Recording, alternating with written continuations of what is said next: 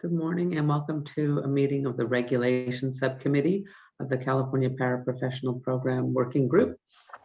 They can take roll now. Hartston. Here. Kirkmeyer. Here. Sarush. Here. Okay. Everyone is present and it looks like we have a number of attendees. 7 attendees. I don't see any hands raised. Is there anyone among the attendees that would like to make a comment? If so, please raise your hand in the Zoom meeting.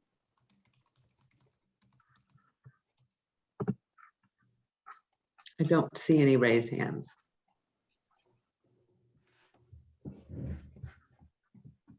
Okay.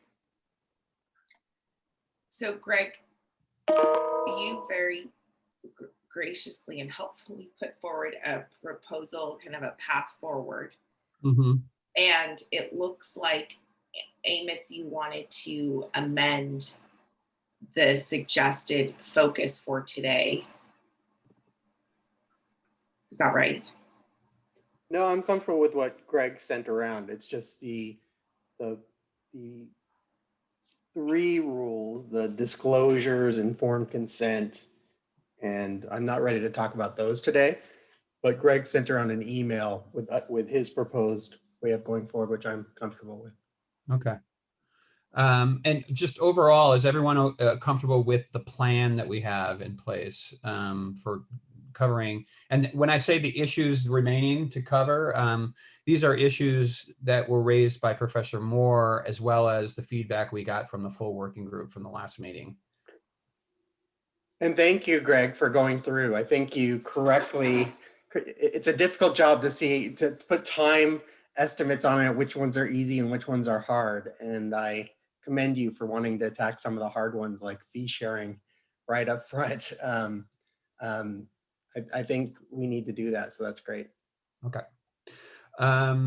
Okay. And I actually, as you saw, I allotted time.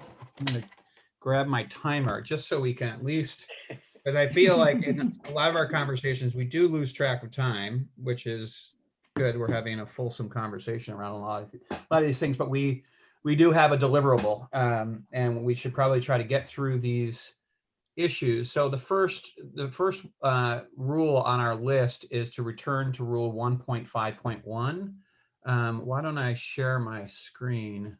Because what I did was I took a copy of the rule as revised, and then I'm also wanted to show you the ABA model rule version so you can see them side by side, because I think it really points up the issue that we need to grapple with here. So I'm going to share screen. Let's see. Yeah, I think it's this one. Okay. So do you see, can you see rule 1.5.1, fee divisions among licensed paraprofessionals? With the ABA model rule below it? Okay. Okay, so the issue, clock starting, the issue here, just to also kind of catch Kim up on what we've been discussing. The reason that pure referral fees are permitted in California from a rule perspective, there's a policy issue obviously as well that we should understand, but is because we do not follow the ABA model rule version of how lawyers are permitted to share fees when they are not in the same law firms. So the ABA model rule, followed by a majority of jurisdictions, requires when lawyers are in different law firms and they wish to share fees, they can only do so if, and I've highlighted this here, the division is in proportion to the services performed by each lawyer, or each lawyer assumes joint responsibility for the representation. And then there's some additional requirements that the client agrees to the arrangement, and that the agreement is confirmed in writing, and that the total fee is reasonable. That's because under the ABA model rules, they have a rule that fees need to be reasonable, where here in California, we have a standard of unconscionability before discipline is imposed.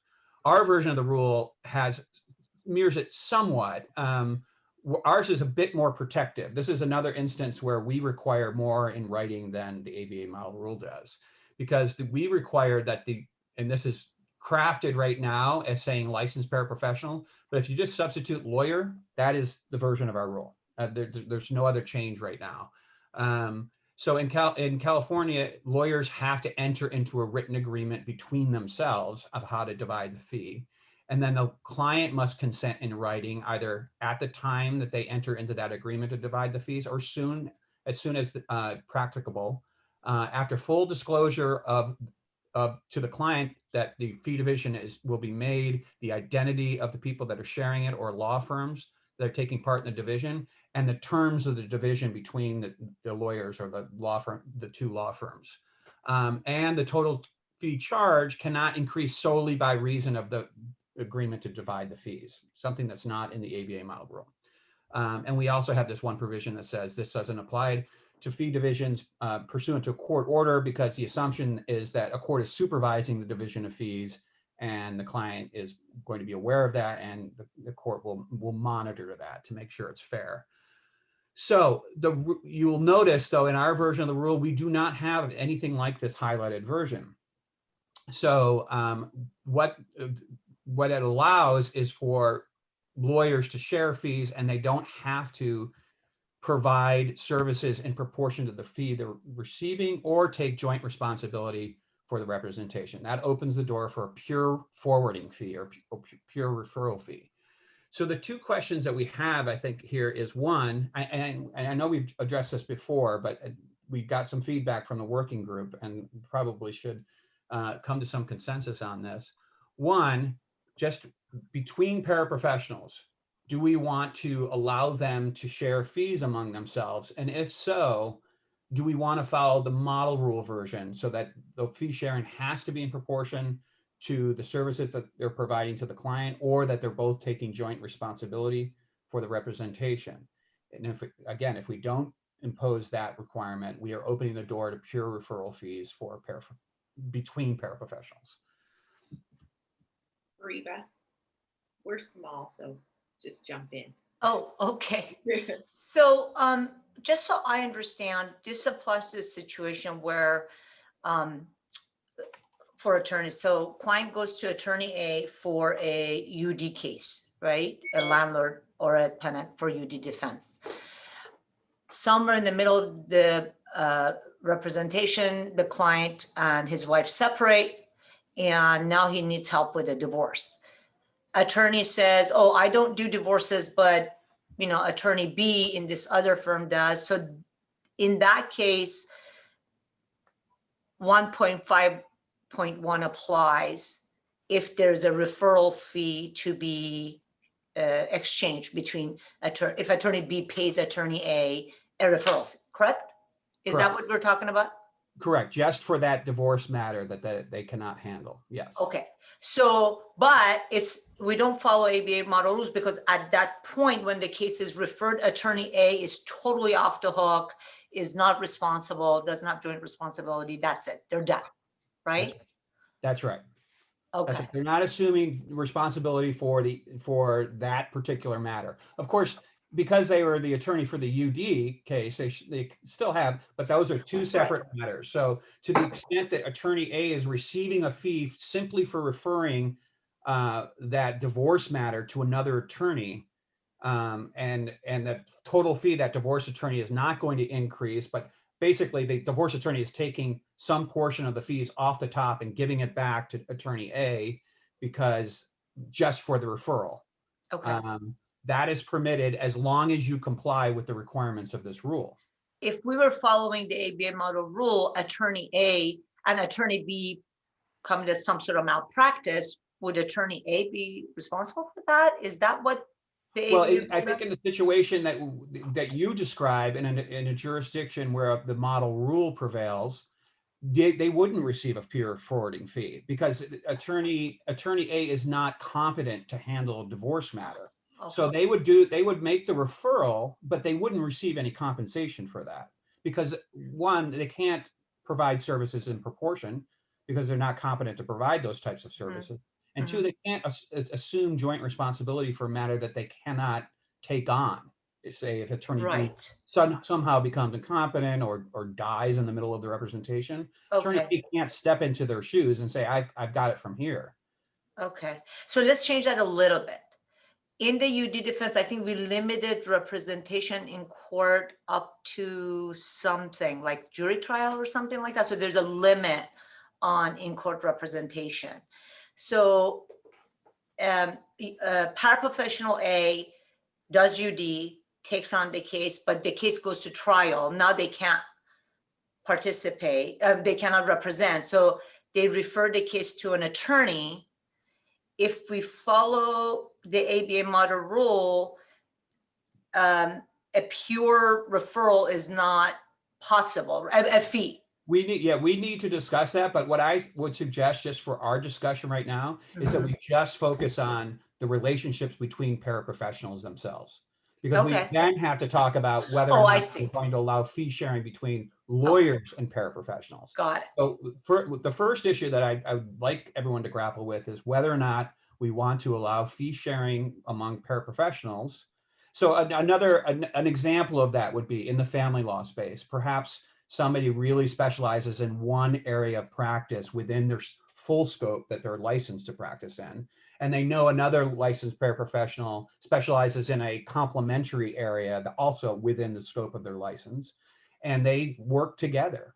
So somebody may be good, with child custody issues. Other people another paraprofessional may really specialize in spousal support. I'm just making this up. No, better example. Yes. And so they work together and they want to share, they want to take on the matter and they want to share the fee. So if in that circumstance, the division can be proportional to the services that they provide, or they can assume joint responsibility for the matter because they're both licensed to provide the services to that particular client. Okay. And when you say joint responsibility, I just want to be really clear here that malpractice by one also binds the other. Is that true? So the paraprofessional A is responsible for referring to a competent paraprofessional. I would imagine that is going, when we talk about malpractice, we're now straying into a different area of law. Okay. But these rules are used as standards of care by courts. And so in that situation, if you are ethically bound to assume joint responsibility for a case, and the other person that you're sharing responsibility with engages in malpractice, you may have some liability there. But what we mean here, joint responsibility in terms of your discipline. So if there's certain things that happen in the course of that representation and you've assumed joint responsibility, say for instance, the client doesn't get their file at the end of representation, both paraprofessionals would be on the hook from a disciplinary standpoint for that, because they both have assumed joint responsibility for the matter. Or the second paraprofessional is really competent in that issue for which the client was referred. Right. If they're incompetent, that's a problem too. That's a big one. And the other example of sharing fees, I think, may be where, and this may be more relevant when we start expanding the areas of practice for paraprofessionals. There may be a matter where there's a family law aspect to it, but there may also be something to do with the housing issues where one is licensed to provide services in this area and the other's licensed to provide services in the other area, and they're jointly representing one client and they're sharing fees. So in that instance, they could only take the fee in proportion to the services provide, or potentially, especially if both paraprofessionals have licensure in both areas, because I can imagine we're going to have maybe some paraprofessionals who get licensed in family law and they also maybe do housing or something like that. So they could share joint responsibility in that circumstance. Greg, can you explain the rationale, like why California has not adopted that approach? Sort of why would you go one direction or the other? So the reason we allow pure referral fees, meaning we do not have the highlighted section in our rule, and it's articulated well in the case Moran, I think Moran versus Harris. Do I have that right, Randy? I think it is. Yes.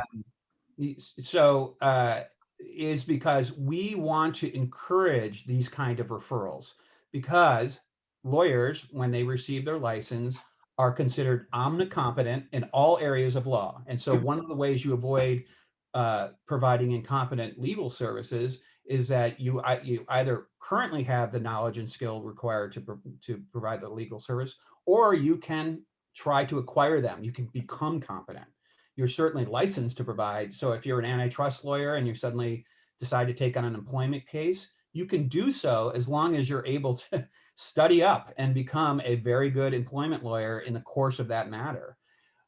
So what we want to avoid is lawyers doing that because they don't want to lose the business and then rendering incompetent services. So what we want them to do is provide a referral to a competent attorney, and by allowing a pure referral fee or a forwarding fee, we encourage them to do that. So, and I think I've said in a past meeting, query whether or not that's relevant here. It may not be in most cases, because to the extent that a paraprofessional is making a referral outside of their licensure, they wouldn't be able to provide that services anyway, even if they tried to study up and became competent at it, because it's beyond the scope of their license. But would it be, let's say I'm a paraprofessional, I'm licensed in family and housing. So would one approach be, you can do peer referral fees in any area in which you're licensed as a paraprofessional? The end. You don't have to do this like sharing joint responsibility, which to me seems really messy.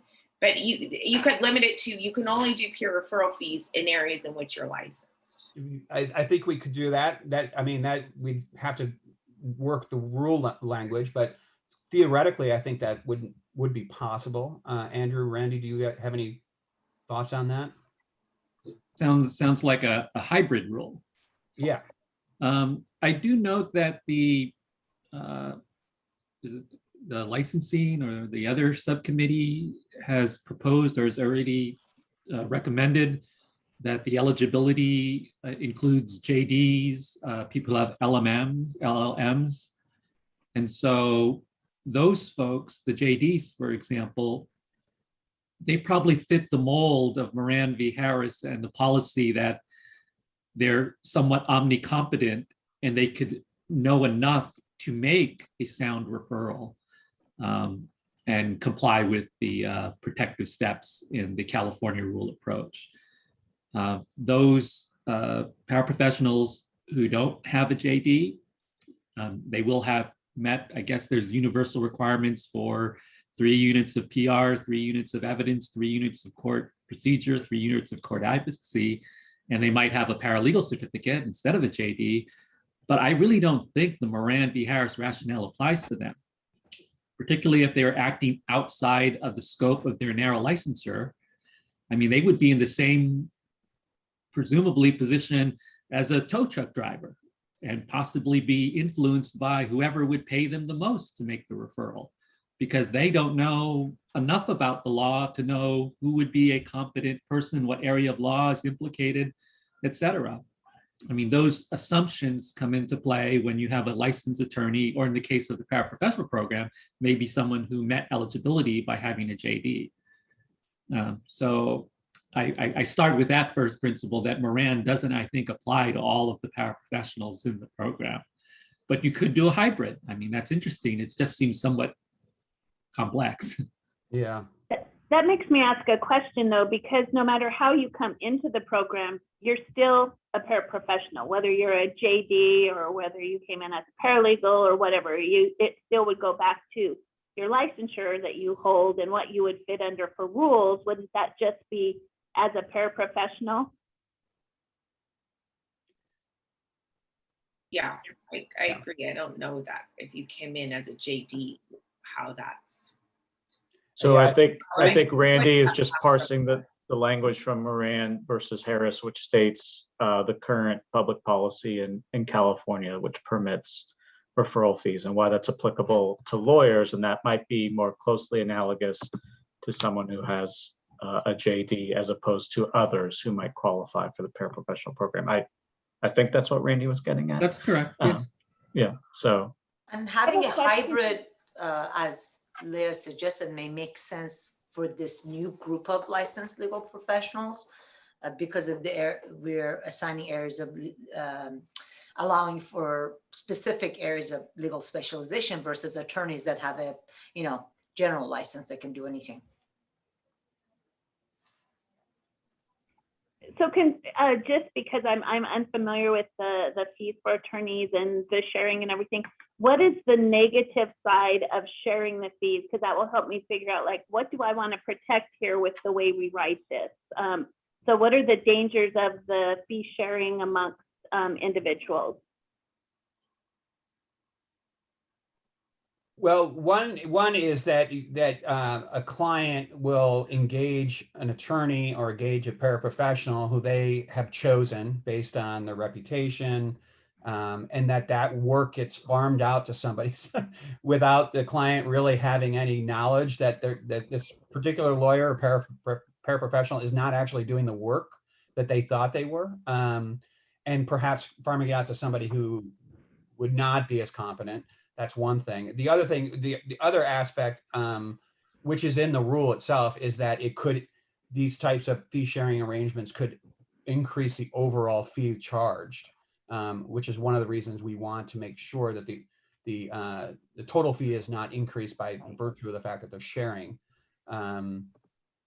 What are am I missing anything else, Andrew or Randy, in terms of the rationale for this? It's also just I think the big rationale is so that the client is in a position to know who is working on their matter and how it's being handled. I think of what examples I've seen in different communities is that what a paralegal is known to the community and people go there, but he or she has no intention of keeping the case themselves and they just farm it out. I think that we got a letter with a case that somebody was doing that, if I'm not mistaken, just in the past few days. So something similar to that. And the client is unaware. They're going in to get help from that person who is maybe from their country, speaks their language. They're not knowing that, oh, they're just going to farm out, and takes no responsibility for the competency of the person who's they're being farmed out to. Their case is being farmed out to. I think two additional risks have been discussed in prior discussions by this committee and when it was discussed by the full working group. One is what I categorize as runner and capper problems. So a paraprofessional could not be providing much services at all and just be referring cases out and have that as a significant stream of income. The other, I think, was more in the sharing or co-ownership of law firms, but I heard a very strong concern raised about getting referral fees or any fees in practice areas where the paraprofessional is not licensed. So here, that would be, sending out a personal injury case to an attorney and getting a referral fee. If there is strong concerns about doing that in a shared ownership of a law firm, I think those same concerns would apply if you could just refer those cases and have significant income from referral fees in areas where you're not licensed. I agree with that. And I think, I'm not sure how we would craft a rule, the hybrid rule that you were referring to, Fariba. I think I'd have to put on our thinking caps there. Leah's idea, but I like it. Oh, Leah's idea. Wouldn't it just be you can do a referral fee in an area for which you're licensed? Why is it? I guess I'm missing the complexity. When you say referral fee, you mean a pure referral? You can do pure referral fees are allowed only in areas for which you're licensed. So when you share fees in areas in which you're licensed, you don't have to provide services in proportion to the fee you're receiving or take joint responsibility. But if you are referring, if you're referring a matter outside of the scope of your licensure, you don't receive, you cannot. No, it's the other way around, right? Well, I was thinking if you can't do anything outside of the scope of your licensure. That's what. So it's not like if it's outside of the scope of your licensure, it's ABA. If it's in this scope, it's California. I'm just thinking we would only allow it within the scope of your licensure. A pure referral fee. Pure referral fee, but only in the scope of your licensure. I was actually thinking the other way around, because if it's outside of the scope of your licensure, there's no way you can assume joint responsibility. You just don't have the specialization. Therefore, a pure referral fee should be allowed in those cases. If you're referring at within the area of your licensure, like the example Greg you gave earlier, which is family law, you just don't know enough about spousal support, and this other paraprofessional does, then in that case, I think it makes sense to follow the ABA model rules. If we're going to have a hybrid, that's what I was envisioning. So I think that triggers the concern that Amos was referring to, that essentially that could set up a situation where a licensed paraprofessional could act as a runner and capper, just receiving referral fees for matters that they cannot even provide services for, and receiving fees, in areas that they're not licensed, and that there may be some concern about that, allowing that kind of. So and this is something I think, we heard, I think from the LDA, a few members of the LDA community, that they make referrals anyway, especially when they're outside this. And I think we heard from the Triple LT in Washington also. She happily makes referrals to lawyers when whatever a client needs goes beyond the scope of her license. So I don't know if we absolutely, when your client needs something outside of the scope of your license, there is an incentive, even if it's not a pecuniary incentive, to get them to somebody competent to handle that matter. And so, I think in that same conversation, the LDA that raised that, and I'm sorry, I forgot who it was, but they said, business wise, it makes sense too, even though they're not getting a referral fee, they're hoping and expecting they would get reciprocal referrals. Right, which is permitted. Lawyers can make those kind of referrals as long as they're. I think we can assume that the people who participate in our discussions are good actors. They're credible, they care. I think we're trying to protect against those bad actors, which I see several examples every day. Mm-hmm. So I think we should really keep those people in mind when we're doing digital consumer protection against those people, not the good people who participate and give us comments. So to the extent that we want to follow California's rationale, I think the case was Moran, wouldn't it make sense because that money is an incentive for these people to do the work they're not trained to do, and we see this every day, especially in the ethnic communities where they just trust whether there's notarios, or in my community it just doesn't matter, it's everywhere. So shouldn't we provide some incentive, not run and capper necessarily, maybe we could put in wording that avoids, prevents that, but somehow address that need to reach out to these people who are just, looking at the dollar and not the welfare of the client. Okay. So where does that leave us as a group? Because I'm a bit confused about. So Fariba, if I understand you correctly, you are in favor of allowing pure referral fees for paraprofessionals referring to other paraprofessionals if it's outside, if the referring paraprofessional is sending a matter that's outside of the scope of their license out. Yes, with some safeguards, because I believe Amos makes a valid point and concerns me too. Could we put in some safeguards against those types of referrals? Well, so the runner and capper issue, we're trying to handle that actually by adding some language to a rule. I imagine eventually the legislature would step in and just amend the Business and Professions Code to make it clear that runners and cappers are not permitted for paraprofessionals either. But to the extent they do, the current statute makes an exception unless permitted under the rules of professional conduct. And so we would be permitting these types of pure referral fees between paraprofessionals when it's outside this, when the referral's outside the scope. I'm not sure what safeguards we could have. I mean, there's safeguards in the rule itself. One, you have to you know, have the agreement between the two paraprofessionals has to be in writing. You have to provide the information to the client, and the fee division, that the fee division is being made, who the parties are, what the terms of the division are, and that the total fee charge is not going to increase by virtue of the fee sharing. So those are the safeguards we have right now. What additional safeguards do you think would be needed? Oh, boy, I was just passing that on to you. I don't know if I agree that they should be allowed to get a peer referral fee for going to someone that's outside of their scope. That's what you're saying, right, Reba? If it's somebody that's beyond it, that they would refer.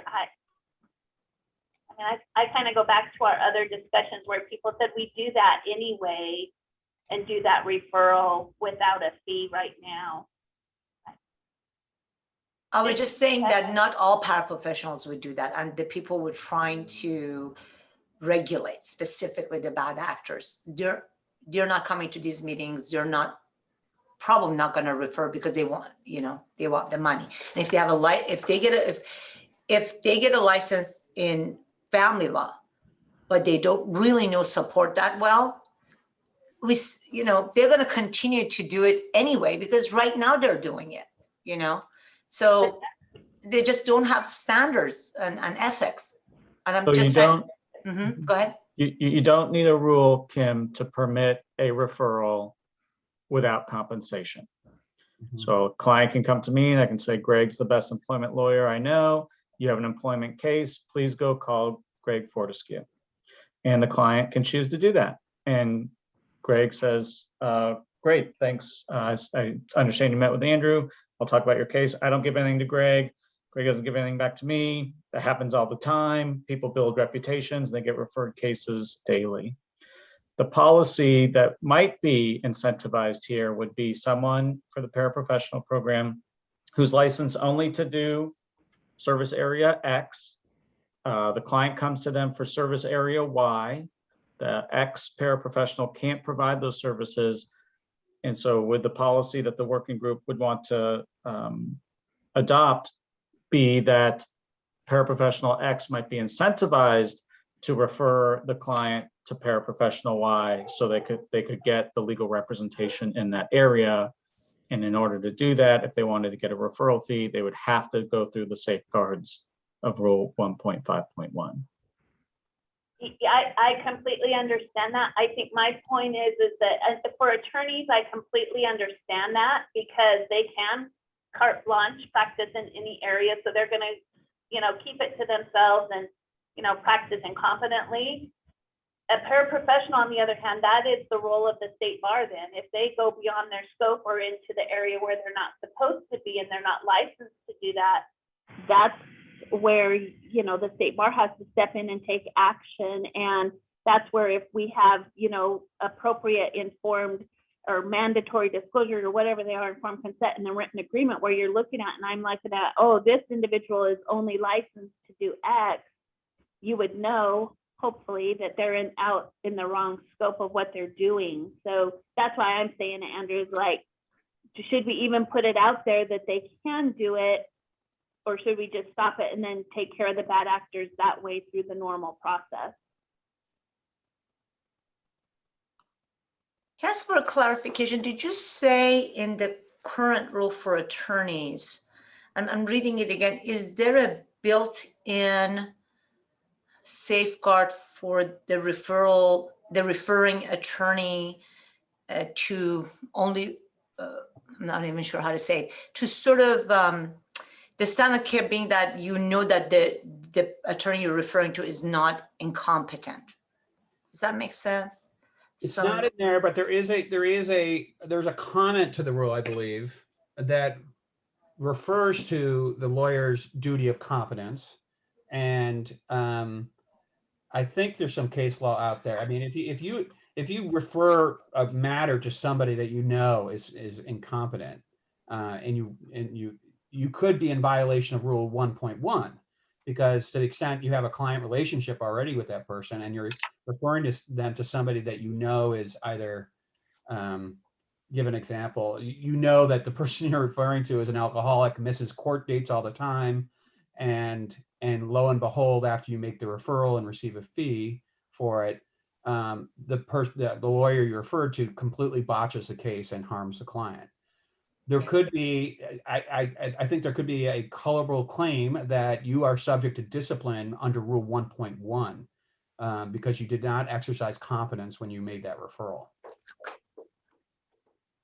Listen, I don't want to hold this up if most people think, you know, there Well, should be a peer one thing I'll referral. say in terms of the bad actors, if you adopt the ABA model rule version, I think that actually guards against the bad actors more so, because you're essentially closing off that source of revenue for them, that where they may be making they may be making bad referrals for their clients just to receive the compensation, because they have to either either provide services in proportion to the fee they're receiving or take joint responsibility for the representation. So they remain on the hook from a disciplinary standpoint in terms of how that representation goes. So for instance, if you're making, it's back to the example of a family law paraprofessional making a referral to another family law paraprofessional, there could be a situation where you're taking joint responsibility, but you're not really providing much services in the way of services.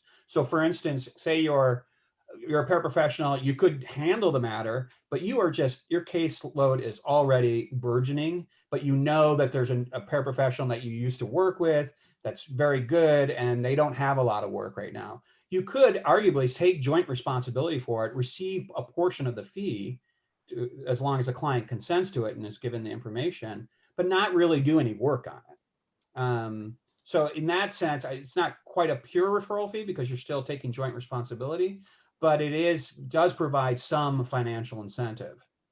So even though you don't put any hours in, you could still get a portion of the fees. Right, because that is what or each lawyer assumes joint responsibility for the representation. Because you have, even though you're not putting hours, you are responsible if anything happens. Right. And in that situation, it would have to be within your scope of licensure, right? So, so essentially that would mean that paraprofessionals, if we were to adopt that into the framework of the rule as we have it now, so it would probably be provision A4. Paraprofessionals can only receive pure referral fees. They could only share fees within their scope of licensure. If they're going to make a referral outside, then they're doing that for no compensation. I'm comfortable with that. Me too. Okay. Amos? So are you contemplating that this is just for referrals to other paraprofessionals and there'd be a separate rule for referrals to attorneys? Or are you contemplating that this would be the rule for both referrals to paraprofessionals or attorneys and vice versa? It could be either way. So that we haven't taken up the paraprofessional to lawyer issue yet, but I think we will. But I think we just want to get consensus first on this first issue, whether to the extent paraprofessionals are making referrals to each other, do we want to include this additional safeguard from the ABA model rule? So my view of this, because we've been talking about, go ahead. Yeah, I was going to say, logically, I would have a hard time imagining that we would allow pure referral fees between lawyers and paraprofessionals if we're not allowing it among paraprofessionals themselves. Well, and that's why I asked, because, we've been talking about this for a while. I think it's confusing, complicated, controversial, and important. And honestly, I'm more concerned about the referrals between paraprofessionals and attorneys and vice versa, as opposed to between paraprofessionals. So, I started thinking the pure referral rule, the California rule, made sense for the incentive structure, but I've sort of come around that the referrals would be made anyway, and the risk of and concern of getting referral fees in other practice areas that they're not licensed for is a concern. So honestly, not to make it more complicated, but I see this as 4 different options and ×2 because it's between paraprofessionals and between lawyers. The pure referral fees, the California rule, which makes sense in the attorney context, this hybrid model, which would be pure referral fees just in limited practice areas, the ABA rule, or no referral fees. I mean, I also think, so what we haven't really discussed is one option is the simpler approach, which is at this initial stage, not allow referral fees, and we can come back to it at some other time. I do think I like the referral fees are important for attorneys. That's how business gets done. It's just a fact. But I don't know that there's a lot of discipline around it, right? It happens all the time. It's sort of under the table or not in the spotlight, I should say, to a lot. And so it's just how a lot of work gets done. So I am concerned about the attorney. I think it would be awkward to have different rules for referral fees between paraprofessionals and between attorneys, and I'm concerned more about the attorneys. And I'm leaning towards not allowing referral fees in that context. And again, fee sharing and co-ownership of law firms, for me, it's all related. Because I think there's a permissive way to do this. I like the idea of just tracking the rules for attorneys, but this is one situation where I think the rationale behind the rule doesn't apply. And trying to carve out just a narrow thing for paraprofessionals to refer to other paraprofessionals in their practice area where they're licensed is very limiting. I don't know that there's any real big policy thing that we are accomplishing by doing that. And it's not just other paraprofessionals, because if you have a housing paraprofessional referring a family law case to a paraprofessional, that wouldn't come into this. So I think where we really want to be encouraging encouraging referrals is where the paraprofessional is not licensed, right? Where it's beyond their license. And I'm coming around to that's not an appropriate place for referral fees where they're not even licensed. So sorry for the long-winded explanation, but I think I would be inclined to go with no referral fees. Okay. Well, if we were to adopt from the model rule E1 and incorporate this into the rule and extend it to any fee sharing between licensed paraprofessionals, among licensed paraprofessionals or paraprofessionals and lawyers, I think it accomplishes that in some way with this exception. When it comes to the division of fees in proportion to the services, I think that polices the concern that we have that licensed paraprofessionals would somehow get fees for services that they would never be in a position to provide. To the extent that they are assuming joint responsibility for a matter with a lawyer, well, that may or may not be true, because the services may extend beyond the scope of their license. So they can't really assume joint responsibility in all cases for the matter. So what we could do is have, when it's fee sharing between paraprofessionals, adopt the ABA model rule version. And then when it's fee sharing between licensed paraprofessionals and lawyers, they can only do it if the division is in proportion to the services they're providing, period. I think you would need the additional limitation that it could only be within the licensed paraprofessional's license, because you can have licensed paraprofessionals that are licensed for different practice areas. Well, we're accomplishing that with another rule, which is the UPL rule. So what we would probably want to do is include a comment here that warns them, and this is providing interpretive guidance on the rule, that you can only agree to a division of a fee in proportion to the service you provide, so long as the services you're providing are within your scope of license, and refer to Rule 5.5. So again, I think logically that makes sense, but it's very complicated, and I don't think we'd be creating a complicated new hybrid rule that's different for referrals for paraprofessionals and referrals for attorneys that I just don't think we should be trying to do. I do think logically that makes sense, but I don't think referral fees right now is considered in the general public to be the practice of law. It's just because we allow pure referrals. So it's just we're creating a different rule for paraprofessionals following the ABA model rule. It doesn't allow paraprofessionals and just doing something. So I just think it's, again, I think logically what you're saying makes sense. I just think it's too complicated, and I don't think we'll actually accomplish what we're trying to. Okay. So I think what we need then from you is how would the rule read? Because I'm confused by your position. So how would the rule read under your vision of how it should work? Yeah, so again, I think there are a lot of complicated ways to do it, and I think we should just not allow referral fees. Okay. And then But so hold on one second. Hold on one second. If we do what we were saying, there would be no referral fees. There would be fee sharing, which is different.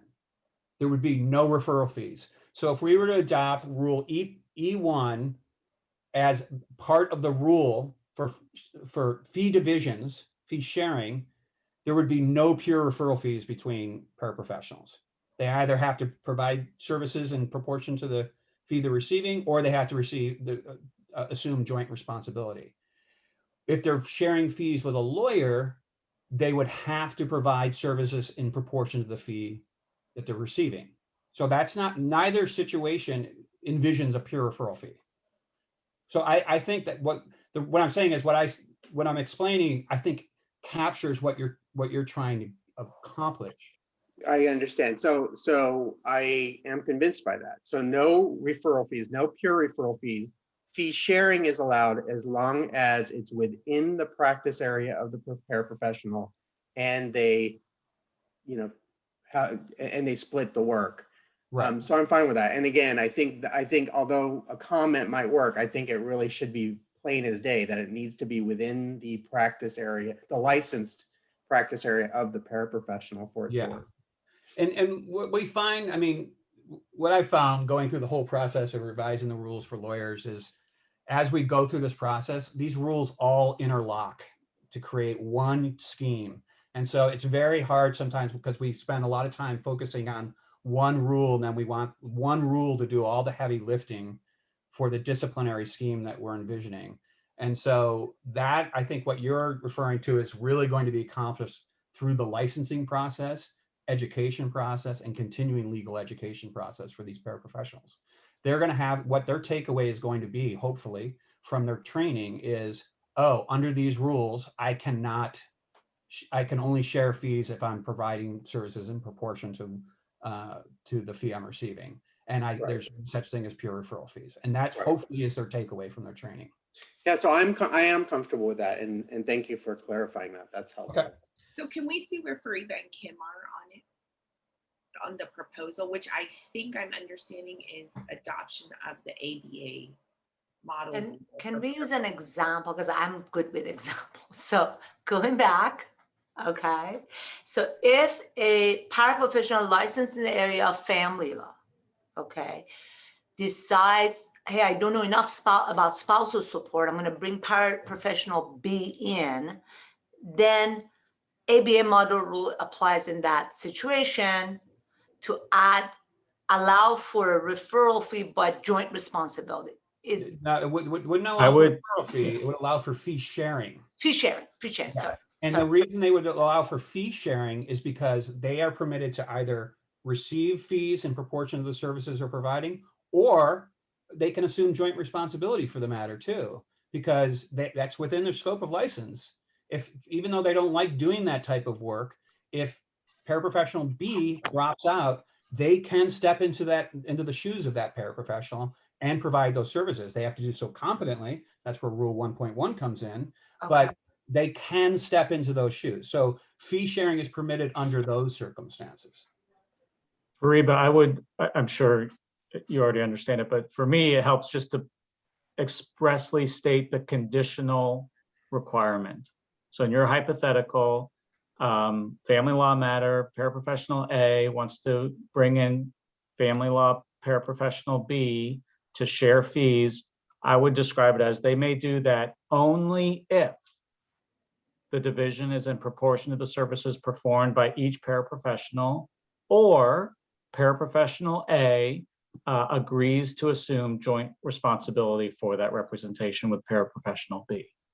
that one of two conditions must be present. And what I understand what we're describing to permit the division of fees. So the second condition is where Greg's example come in, where paraprofessional A, family law, can do all this, but you're just too busy.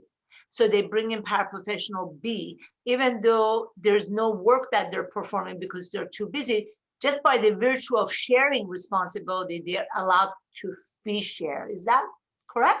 Yes. Technically, that's That correct. would not be considered a pure referral fee because they're taking joint responsibility.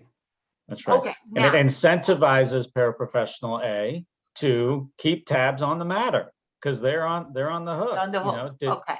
Yeah. Okay. Will they do that? That depends on a case-by-case basis. But if they fail to do that, yeah, they're exposed to discipline. Okay, And there is another express conditional requirement. It's not express, it's sort of implied that it has to be in the practice area where the paraprofessional is licensed. yes. I think it would also help to make that express, but I think Greg is suggesting that it will all come together and that will be made clear otherwise. But that's another reason why pure referral fees are not allowed. Okay, Yeah, pure that- referral fee is not allowed where a paraprofessional, family law paraprofessional, their client now has a UD issue, refers to paraprofessional B who has a UD specialization, no referral fee, just Yeah. the referral. What we're essentially saying is no pure referral Pure fee referral. for paraprofessional at all under any circumstances. All right, and did we also discuss fee sharing referral fees between attorneys and paraprofessionals or not yet? I think what we were coming to was the idea that there would be no pure referral fees in that situation either. And how we would accomplish that from a rule perspective is that in those circumstances, there would only be fee sharing allowed between lawyers and paraprofessionals if the paraprofessional assumed was receiving fees in proportion to the services they provide. Okay, Which again is the limiting factor is that service they provide has to be within their scope of license. Or right. they've now violated 5.5. So my first example was a UD case, goes to trial, paraprofessional stops, attorney steps in. So there could be fee sharing there because the paraprofessional does work all the way until trial, successive representation sort of, right? Attorney steps in, takes care of the UD. If there's fee sharing, paraprofessional can't have joint responsibility because they're not licensed to handle Right. trials. So I That's don't. why we took that aspect of the rule out when it comes to lawyers and paraprofessionals, because they can't in all cases assume joint responsibility. You can probably imagine ones where they could, but the way we want to write the rule is to make it clear, that it has to be in proportion to the services provided, because that's the best way of writing a rule that could apply in all situations. Okay. But Fariba, that's a very good example, I think, to tease out, because if at the beginning of the representation, a paraprofessional and attorney are working together, they could do a flat fee that they share. The paraprofessional would do all the work up until trial and the attorney would do the trial, and it wouldn't raise the cost of the total fee.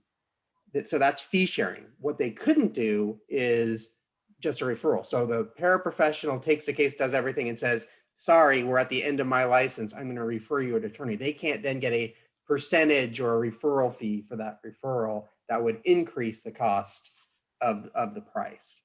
Okay, got it. Thank you. Okay. I'm good with that. Thank you. Okay. And Kim, And are you good with that as well?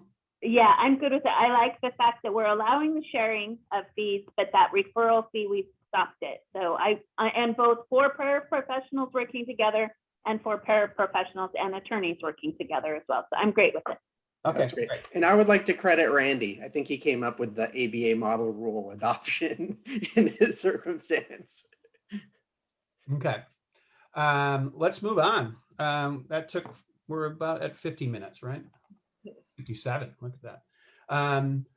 I'm going to stop sharing and I'm going to change over. We're going to move on to rule 1.5. I think this should be a faster issue to focus on, hopefully. It's something that was raised by Professor Moore, and I will reshare. And it has to do with the factors that are considered when we are deciding whether or not a fee is unconscionable. So again, California adopts a different standard. There are several other states that do this as well, but historically, fees for legal services, your lawyers are prohibited from agreeing to charge or charging or collecting an unconscionable or illegal fee. Paragraph B, let me bump this up so you can see it. Can you see the rule? Can everyone see that? Yes. Okay. Can you make it Um, a little bigger? But what's that? we can pull it up ourselves. Here. I just asked if you can make it bigger, but There you go. Is it bigger? Yeah. Okay. So these are the factors when the state bar court is considering whether or not a fee was unconscionable. It's usually, and as I've said in the past, one of the reasons we do not adopt the unreasonable standard or the reasonableness standard is because we've made a decision as a state that we are not going to police through the disciplinary framework the question of whether or not a fee is reasonable. But we do regulate that through mandatory fee arbitration, and that seems to work well, at least in this state. So when we're talking about unconscionability, it's usually there has to be an element of overreaching or fraud by the attorney. But we have this non-exclusive list, include without limitation the following, and up until 13, this reflects the list that we have under the lawyer rule. 12 was added because this is an additional factor that was borrowed from the ABA version and Washington State's version of the rules for triple LTs. And I think it was added in when we were still deciding whether or not to adopt the unconscionability standard or the unreasonableness standard. We've since decided as a group that unconscionability is the way to go so that we have a uniform standard for lawyers and paraprofessionals. Professor Moore raised the issue of whether or not we really want to continue to have this particular factor, whether the fee charge is less than the fee customarily charged by licensed paraprofessionals in the locality for similar legal services, because that really goes to the question of whether or not the fee is reasonable, not unconscionable. And so he was suggesting we might want to consider removing this so that essentially that would bring this rule in line with the rule for lawyers. So I think that's helpful background, just a little bit more background. I think right now, and I think Greg, you suggested this, right now there's no regulation of the reasonableness of fees. And I think the last working group, we decided not to cap fees. So the question is really just about a disciplinary standard for fees for paraprofessionals. I think there is an additional factor that should be considered for paraprofessionals that's different than for attorneys. That's a little bit different than this language. I think, first of all, I think whether or not a fee is reasonable is relevant to the question of whether a fee is unconscionable. So I don't think you could really parse it out completely. But I think the question is whether the fee charged is less than the fee customarily charged by attorneys in the locality is the relevant question. Because I think, whether it's reasonableness or unconscionability, if paraprofessionals are charging more than attorneys in the licensed practitioner, that should be something considered by for discipline. So that's what I would suggest, is that we do include a factor. I think it should be factor 14. Are the numbers off? Oh yeah, you're right, it is off. I think we should include a factor 14, but I would suggest we at least consider whether the comparison should be to other licensed paraprofessionals or to attorneys.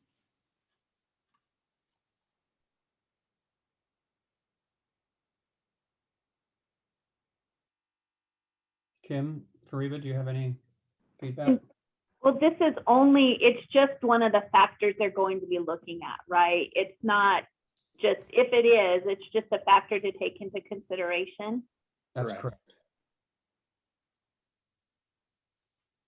And so the factor is whether the fee charged is less than the fee customarily charged, and how we're gonna figure out fees customarily charged. It'd be,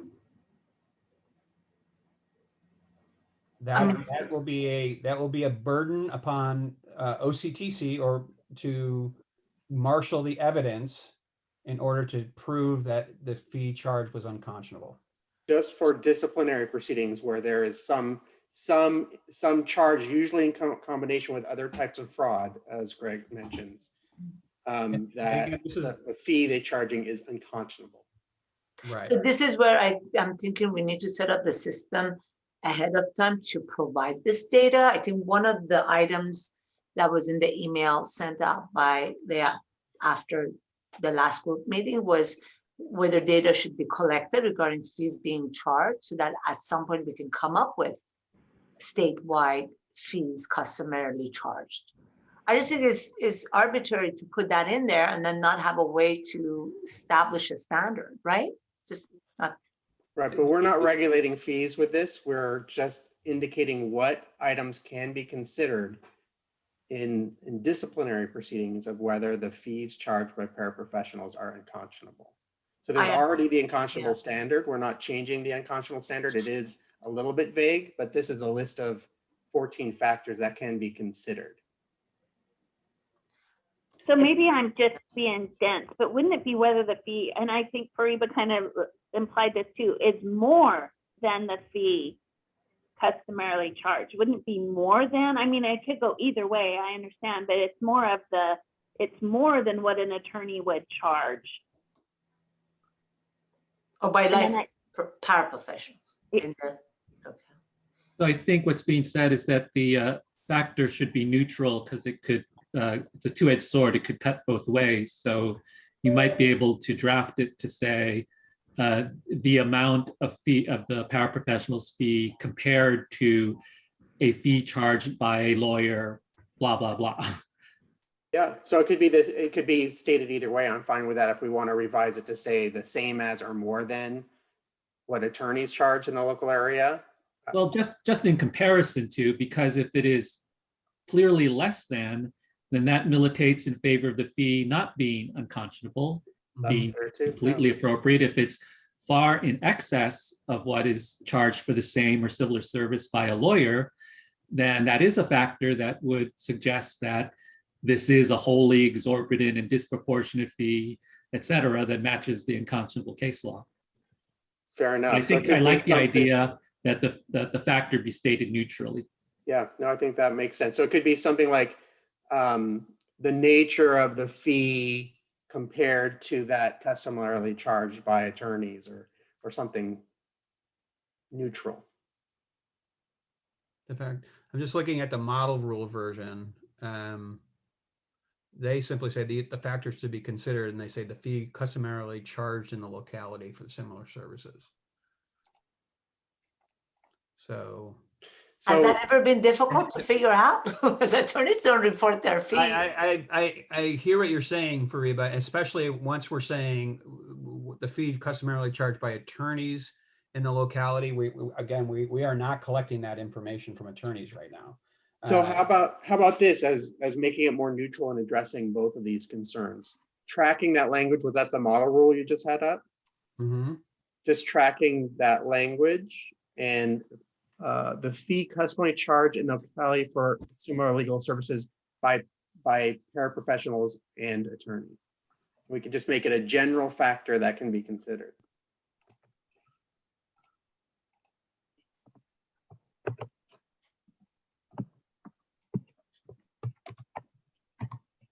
I mean, that makes it definitely more neutral. But the availability of that data is still a problem. Yeah.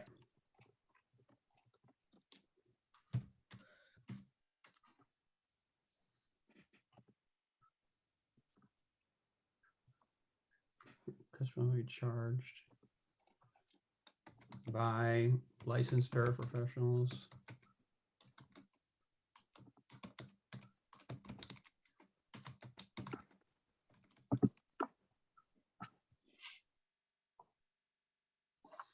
Okay. Does everyone want to include this? I know Amos wants to include this factor. Fariba and Kim, are you on board continuing to include this fact as a factor in the unconscionability analysis? I am, because I still think that goes to unconscionability as well. Okay. Yeah, and especially because we voted not to have fee caps. I would agree that we need this. Okay. Okay, so let's move on. Let me stop sharing. Next on our list, I believe, is going back to 1.1. Well, there's hopefully these issues are, I said this, although we did pretty well there. We did that one in 10 minutes. So, Greg? yes. Greg, sorry to interrupt. On your sheet under 1.5, you also had a cap on contingency fee. Oh, issue? yes, I'm sorry. I forgot. Yes. Right. And this is more of a point of procedure. I'm not sure, Leah, was the full working group going to take that on? Yeah, Or but I think they're expecting a recommendation. Okay, all right. Yeah. So let's go back to 1.5 then. So to catch Kim up on this, under the obviously lawyers can charge contingency fees, except in two cases. They can't charge a contingency fee in any family law matter where the payment or amount is contingent upon securing dissolution or declaration of nullity of marriage or upon amount of spousal support, or in a criminal case. But we took that one out because that's not an area of practice. So currently, as the rule's written, because it's prohibitory language, the assumption is in all other cases, they can charge a contingency fee. The question is, do we want to, as a disciplinary standard, include a contingency fee cap? I have a question. Is the rule you just read, is the rules currently, the language is the current rule imposed on attorneys? Yes. Okay, so I'm just, including the deleted part, of course. right. So I'm just wondering why there's specifics under the family law topic. Because it doesn't mention parentage, for example, it doesn't mention adoption. I'm just wondering why is specifically mentioning securing a dissolution or declaration of nullity or amount of child support, spousal property. It leaves out a lot of areas of family law. Should it be more generic, just the family law, child welfare topic? Well, Well, there's case law that animated the attorney standard that goes to the public policy in California that lawyer agreement should not be promotive of divorce. So because of that case law in California, that a contingency fee might be promotive of divorce if the contingency fee is based on securing a divorce, then it's considered an illegal or against public policy fee. I totally understand and I agree with that. I'm just saying, why just mention those few specific areas under family law? Does it mean that contingency fees will be allowed in a custody case? I think so, because the prohibition is only coextensive with what the public policy case law has held. And so if there hasn't been case law on custody or those other aspects of family law, then you wouldn't regard it as a fee that would be illegal, which is what the rule prohibits. And I'm thinking there's no money involved, there's no money judgment involved there, and that may be why they're not mentioned. But I was just going to suggest that just put the family law specialty area, mention the family law specialty area and leave it at that rather than specifically mention dissolution, nullity. That would be broader. That would be broadening the prohibition from the prohibition that's imposed on lawyers. Yeah, and I think where we left off in our last report to the full working group was we were recommending prohibiting contingency fees for paraprofessionals generally, with the exception of enforcement of judgment subject to a cap. So I think that's where we left off. Obviously, we can revisit that. Amos, can you just explain, or Fariba, why you believe that for paraprofessionals? I'm having a hard time with that. Well, I was under the impression of having not that the rule that the entire area of family law was excluded from contingency fees, but for enforcement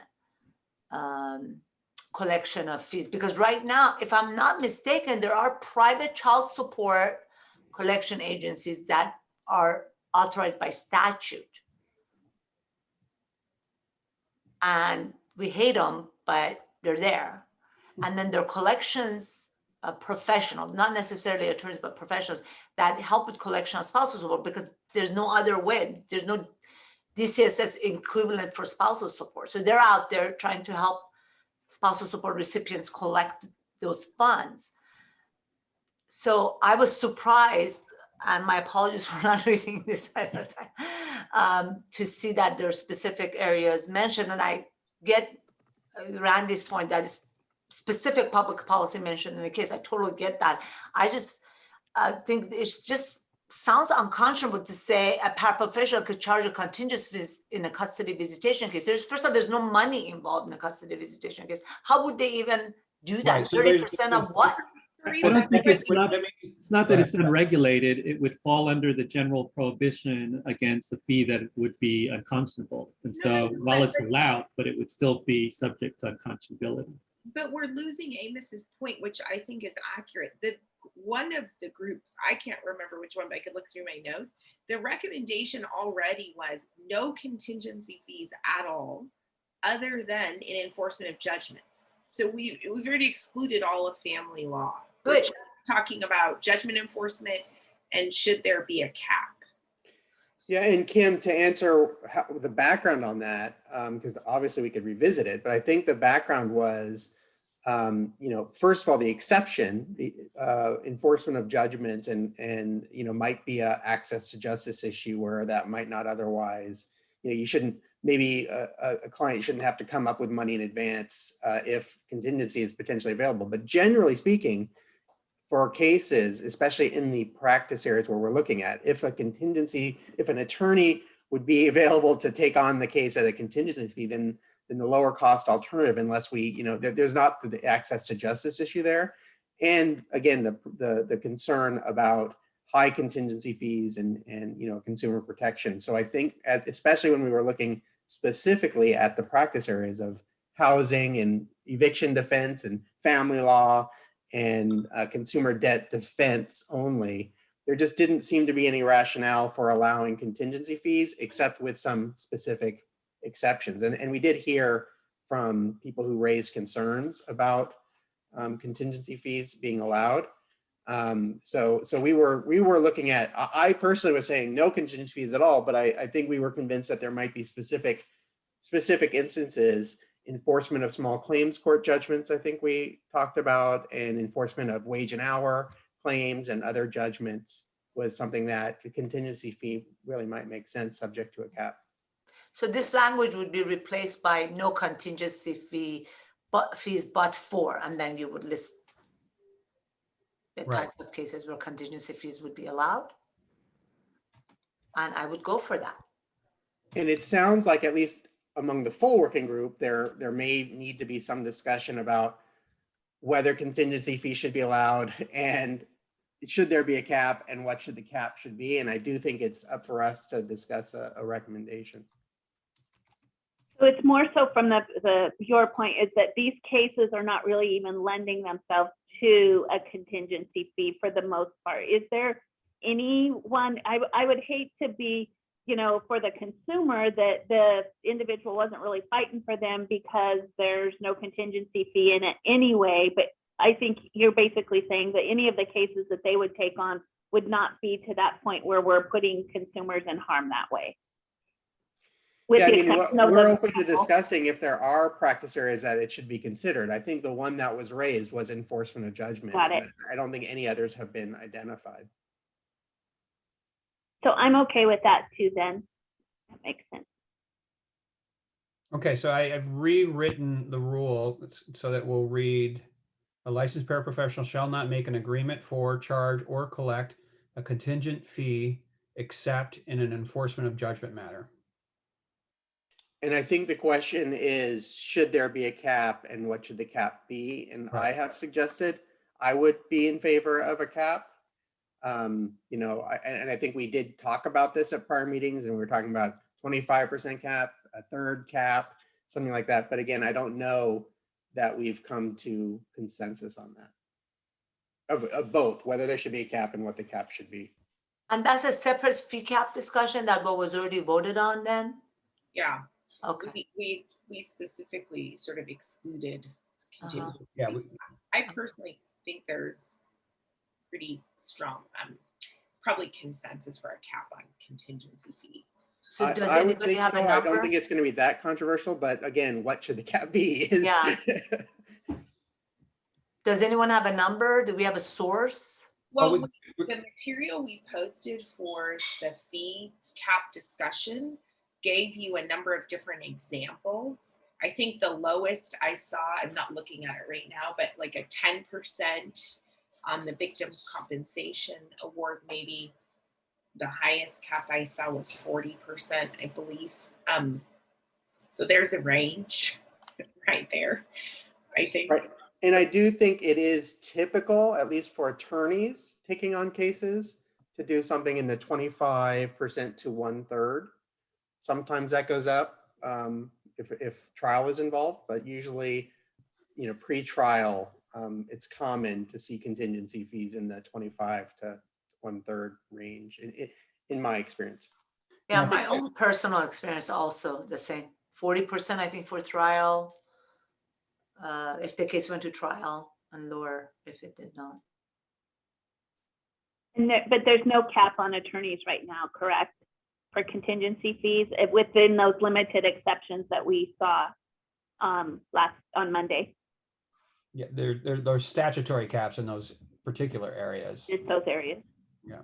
Yeah, and I think we also heard some people talking about a set in the enforcement of judgment for non-attorneys, so that there's assignments of the judgment to non-attorneys who then enforce it in their personal and basically give back some smaller percentage. So in that case, effectively, people end up paying more than 50% in some cases, although it's technically not practicing law, it's more of a workaround.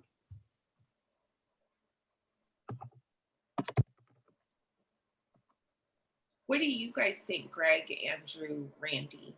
30%? I mean, we'd come up with something for discussion and to get comment regarding. As I recalled, it wasn't the decision that we would allow paraprofessionals to represent clients in enforcement of judgment actions in limited jurisdiction. Wasn't there a cap on the amount of judgment that they could enforce? No, just limited jurisdiction. Which has there's a jurisdictional limit, but I guess it could result in a judgment that's above the limited jurisdiction amount, perhaps. Also, I mean, a labor commissioner judgment from a labor commissioner hearing can be above the limited jurisdiction amount as well. That's right. Unlikely in most cases, but because you're usually representing an individual claimant, but it's not inconceivable. And with that in mind, I don't really have a strong feeling about what the percentage should be. I think what we would want to do, I think the rationale for allowing contingency fees in enforcement of judgment actions was the consideration that perhaps there are a lot of people out there that have judgments that are going unenforced, and that their only option is either do it themselves or engage one of these judgment professionals that are charging 50% or above. Right. So that being the ceiling, you know, and the fact that in most contingency fee cases that I'm aware of, it is in that lawyers charge, for the most part, it's in that 30 to 40% range somewhere. So I'm looking at Family Code Section 5616, which authorizes private child support collectors. And it says the fee, let me see, shall include a separate money judgment owed by the child support to pay a fee not to exceed 33 1/3%. So third, yeah. of the total amount in arrears, not to exceed 50% of the fees as charged by a private child support program. So there are different levels of, different caps imposed under this section. What's the highest there for Reba? Fifth looks, I have to read it more in depth, but it's 50%. I see 33.33%.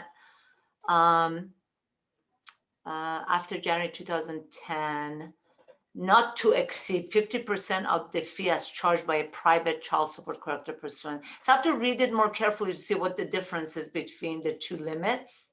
Right. But there's definitely limits. So can I ask, do we all agree that there should be a limit? And the question is what that limit should be? Yeah. So, I think in prior drafts, I put in a third, but, I think that's, I do think it might make sense for us to collect a little bit more information about it and discuss that. And I think it's probably going to be just a recommendation in the full working group that we're probably going to want to present some backing for, different possibilities and examples anyway in what we put together. So maybe we can wait till we gather that information. What information exactly do you want to gather? Well, the same information we'll be presenting along with our recommendation of how and what, what the choices are in a cap. We all recommend a cap, but in terms of how we came to our specific cap, whether that's 15%, 25%, 33 and a third percent, or sounds like maybe there might be something higher than that people are considering 40%. What evidence we looked at, what other caps we're looking at, and why we selected. And it sounds like we're not ready to pick a number until we sort of have that. So I just took a swipe at trying to add in an additional provision here.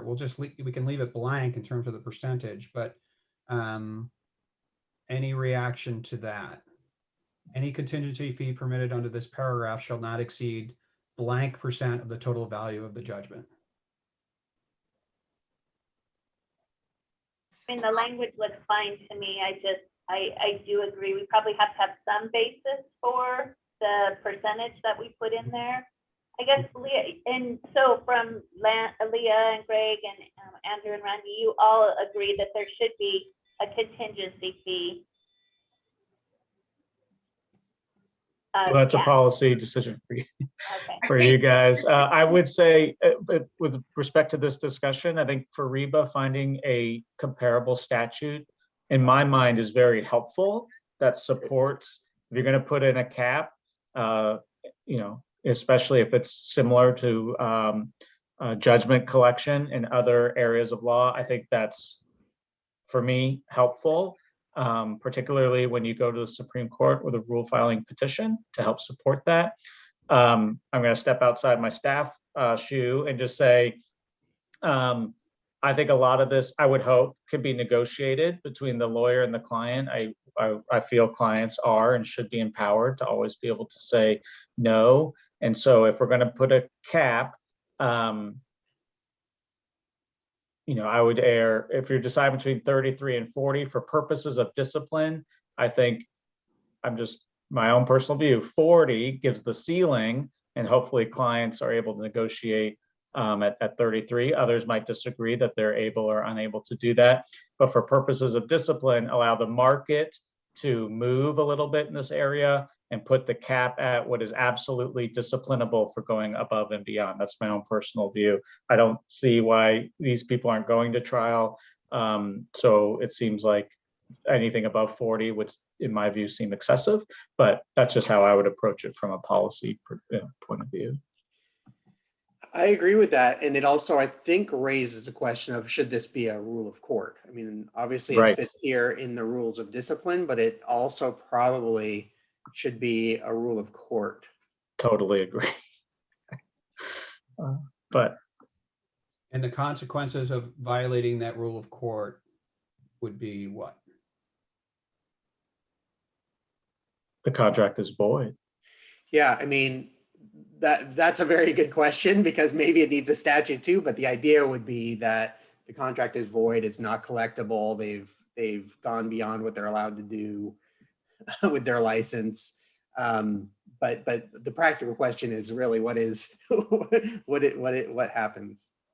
Mhm. And Greg, I assume, well, let me ask it a different way. Here, the language is except in an enforcement of judgment matter. I think there has been some discussion that only certain enforcement of judgment matters would be allowed. You know, what practice areas, what judgments limit, you know, is it limited jurisdiction? All of that would be, if there's some limits to that, that would be someplace else. Right.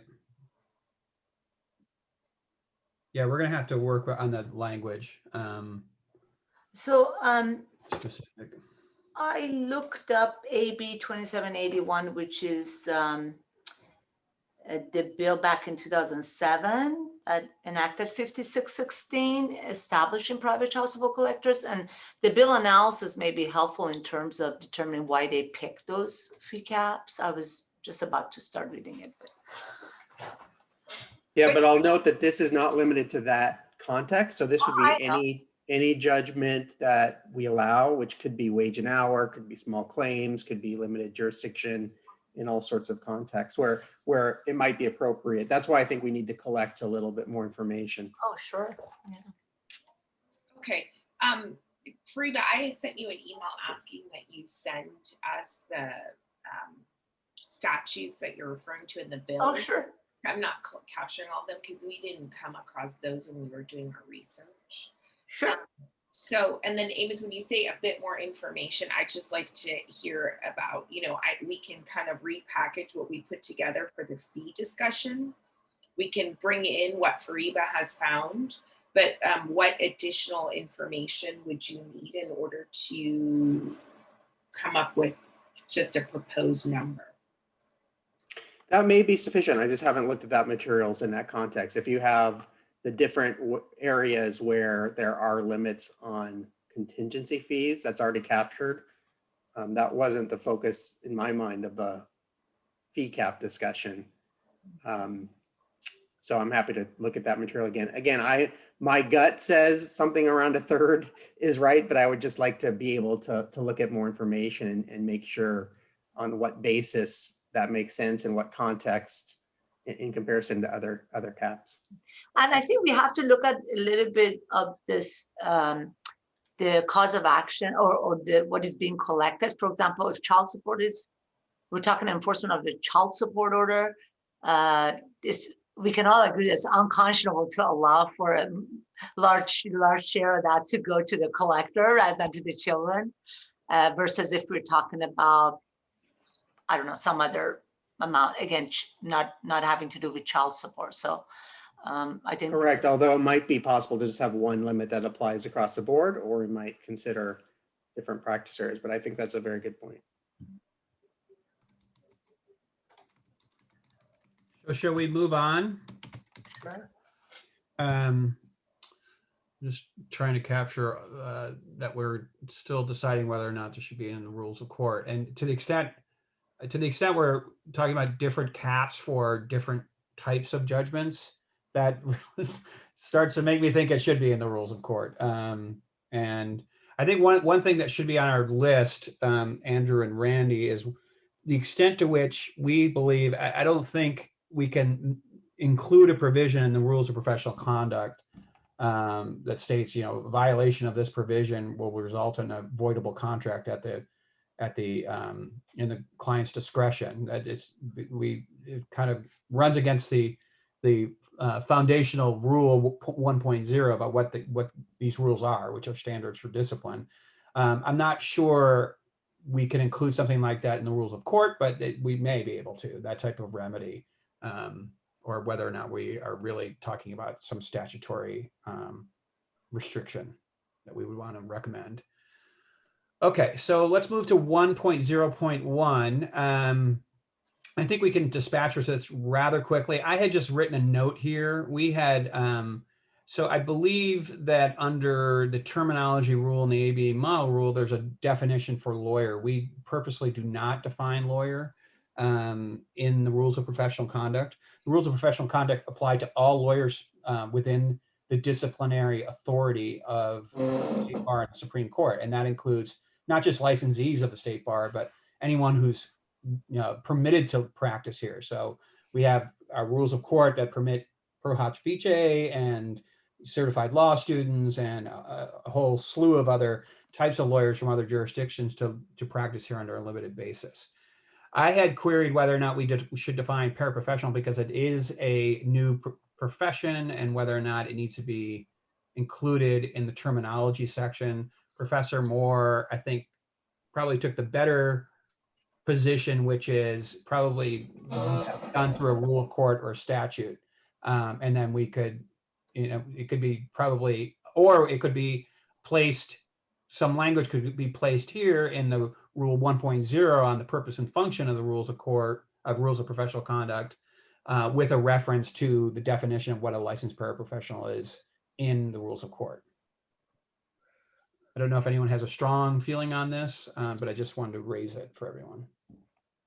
The only question I had, Greg, and for everybody kind of on the line is, would it help any bit in the unlicensed profession cases, unlicensed paraprofessional cases, to have somewhere it defined out? That would be my only question.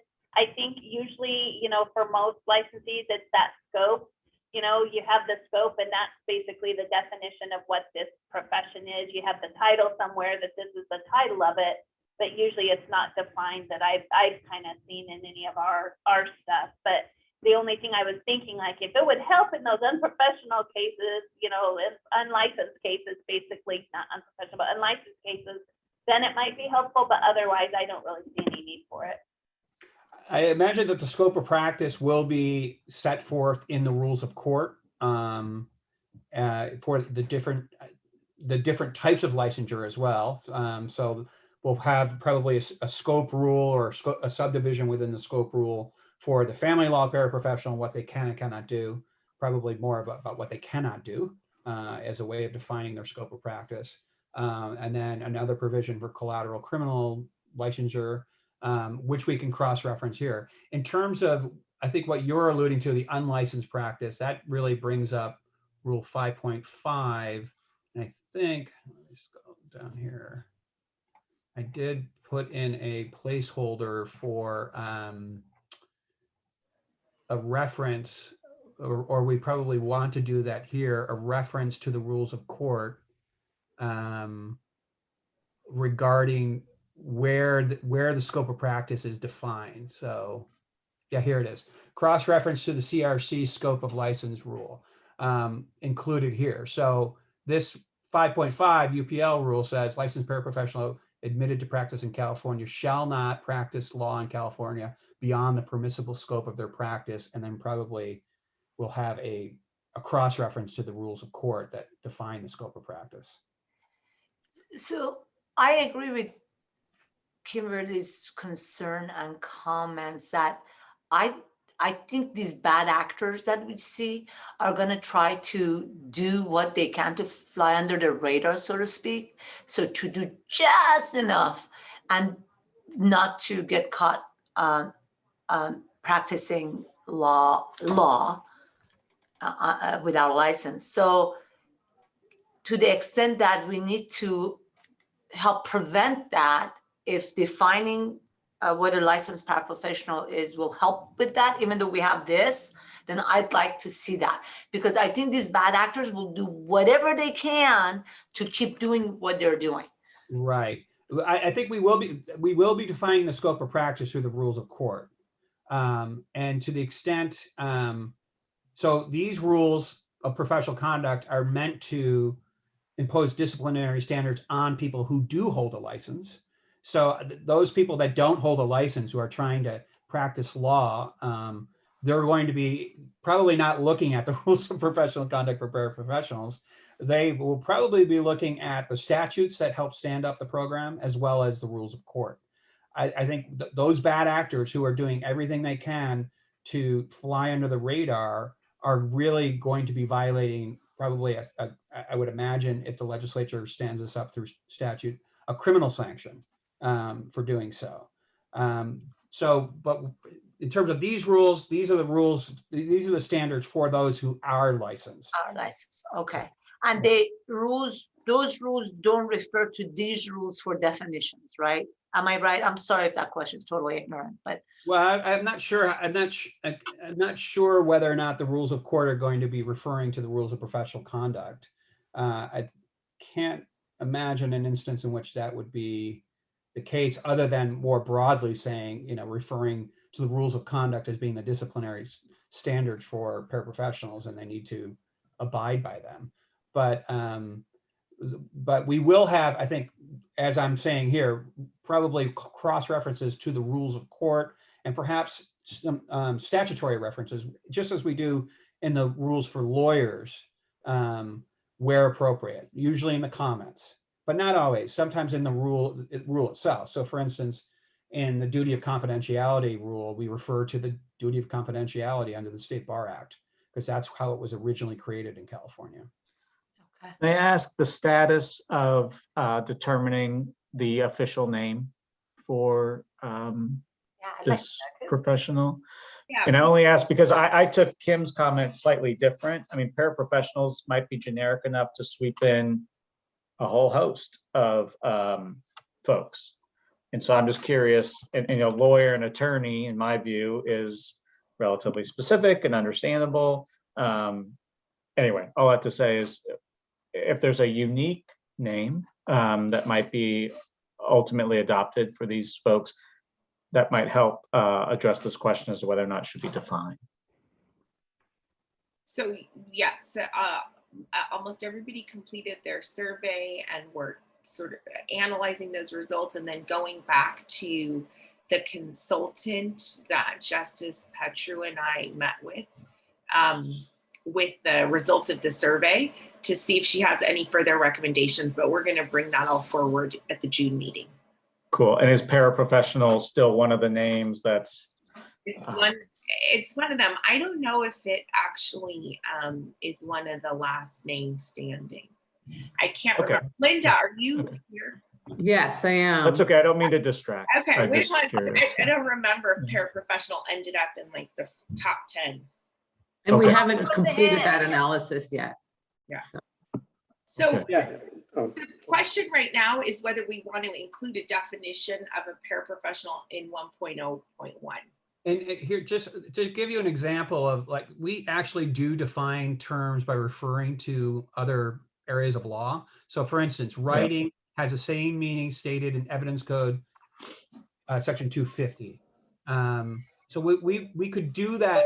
And also, person has the same meaning stated in Evidence Code 175.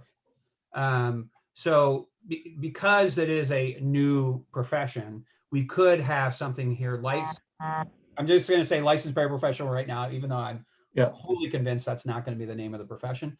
It has the same meaning as rule of court or particular statutory provision, depending on where it's going to be. We can have a placeholder there that gets filled in later, because these rules are going to come last. So I agree with the concerns that Kim and Fariba raised and that Andrew raised about the name. And I do think the rules of court probably need to be very clear about what paraprofessionals, or whatever the name is, can and can't do. And hopefully the name will help with clarifying that. I am concerned about the name because many of the proposed names also, weren't much better, but there were some that were. So we'll see where that discussion goes. But I like the idea of cross-referencing and not having a separate definition. Right. I like the cross-reference too, and I forgot that these are just the rules of conduct, not the overall rules. I'm not used to the three different sets. I agree as well. Okay, so I'm gonna just put this in so we know. And then where are we on time? Okay, we're moving. But Greg, we also are going to need to amend C, right? It's not this issue of terminology, but the law firm. Or maybe we don't need to. Maybe not. This is one of those areas, to the extent that and I've been keeping a list of these things, which I don't think the regulation subcommittee needs to concern themselves with right now, but a list of of edits that are going to have to be made to the lawyer versions of the rules. So to the extent law firm is defined as only a firm among lawyers under the rules of professional conduct for lawyers, we're going to have to go back and change that to have a conforming change to that particular rule. And there's a number of them, especially go ahead. I'm thinking about how we're basically just saying, right? No, attorneys and paraprofessionals cannot own firms anymore. I mean, we took that off the table. So if a law firm means a licensed paraprofessionals, a lawyer or lawyers in a law partnership, they wouldn't be in a law partnership together, right? Under what? I didn't know that was taken off the table, that they could. Oh, I thought it was. We haven't gotten there yet then, I guess. No. Okay, all right, forget it. I know that there was some opposition voiced in the last working group meeting to it, but I don't, that's on our list of things that we need to get to. Okay. Because the recommendation from this group was that they would be able to co-own firms together. I Okay, think that's on the hard list. okay, Yeah, sorry. wonderful. Let me not take us there unnecessarily. All right. Okay. Okay. So just to capture this, I'm going to just write this in so we don't lose it. I think the next item focuses on the competence rule and the circumstances under which a licensed paraprofessional would be able to provide emergency services, legal services. And we'll talk about that. And that's emergency services outside their area of competence and license, right? Potentially. I think you even want to perhaps, yes, that's what we need to discuss. So here's the provision. In an emergency, a licensed paraprofessional may give advice or assistance in a matter in which the licensed paraprofessional does not have the skill ordinarily required if referral to or association or consultation with another licensed paraprofessional or lawyer would be impractical. Assistance in an emergency must be limited to that reasonably necessary in the circumstances. Kevin's question here was whether paraprofessionals be authorized to provide emergency services outside the scope of their authorized services. It will depend in his mind on the minimal educational requirements to be certified as a paraprofessional. For instance, will they be exposed to that area of law? So I think back to the example of a paraprofessional who obtained a JD as a way to move into the licensing requirements. Perhaps they were exposed to that area of law. They're not licensed to practice in that area. Would we want to permit them to provide services outside the scope of their license in an emergency basis? But it also, there also is a question whether we would want them to provide an emergency basis within the scope of their license if they're not competent to do so. So again, we talked about family law, because this is an exception to the competency rule. So we should actually talk about this is the basic rule for lawyers in the state of California. They shall not intentionally, recklessly, with gross negligence, or repeatedly fail to perform legal services with competence. Again, California's a bit different than the ABA version. We do not discipline lawyers for single acts of simple negligence. It has to be repeated simple negligence, or it has to be gross negligence, recklessness, or intentional conduct. So turning to the exception, in an emergency, there may be situations in which a licensed paraprofessional is certified in family law, but they have a client or somebody comes to them in an emergency situation. They need a motion filed by tomorrow. There's going to be some high stake, risk of loss, and they have not actually worked on a motion like that. They haven't practiced in that particular area, even though they're licensed to. Would we want to carve out an exception if it turns out that they engaged in gross negligence in doing so from discipline, like we do for lawyers? This is one where I actually see it very differently on the attorney side, because they have been trained in a full scope. I sat there and thought, like, is there actually an emergent situation where they would not be able to find somebody to represent this individual. And maybe it's just because I'm not in that world, the legal world, that I couldn't think of something, but I struggled with it. So from my perspective, I would say no to this, but that's just from my perspective where I'm coming from. And one thing I'll just add, just from, I think we really are talking about an exception to the first three instances, intentional, reckless, or gross negligence. I can't imagine somebody repeatedly engaging in simple negligence under an emergency basis, and if you get my drift. So, so that should probably, I think, inform your thinking about this too. So for me, I've seen situations where an attorney decided to do something they don't normally do, like an DV application, and they had no idea what they were doing. They did it incompetently. Okay.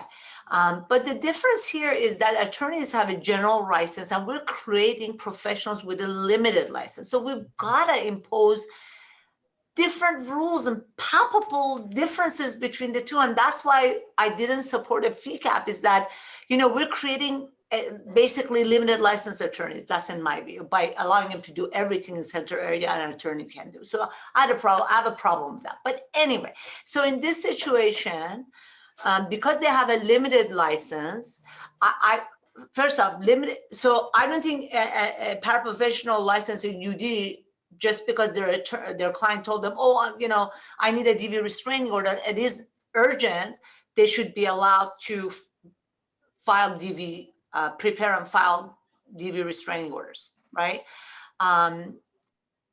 Within, that wouldn't be a problem within the specialization.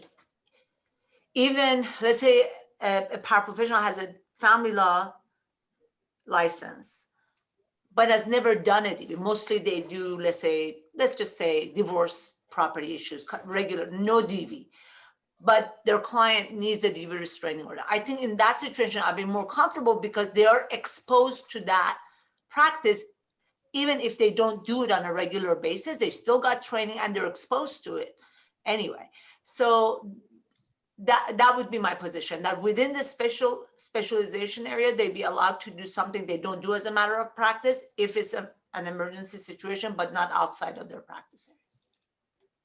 I'm not sure we would need the emergency exception for that. So I think I agree with Kim that there should not be the emergency exception under D for paraprofessionals. But I think willing to talk through what Fariba just said to see if that really would need an exception, but I'm just not sure it would. I mean, you may be correct, you may be right. I'm just kind of referring to the competency rule.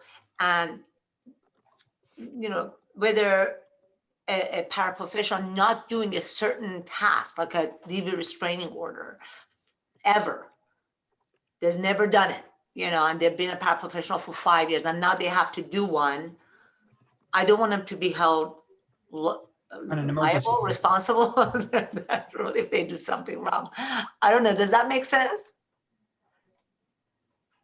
Under those circumstances, they've never done one.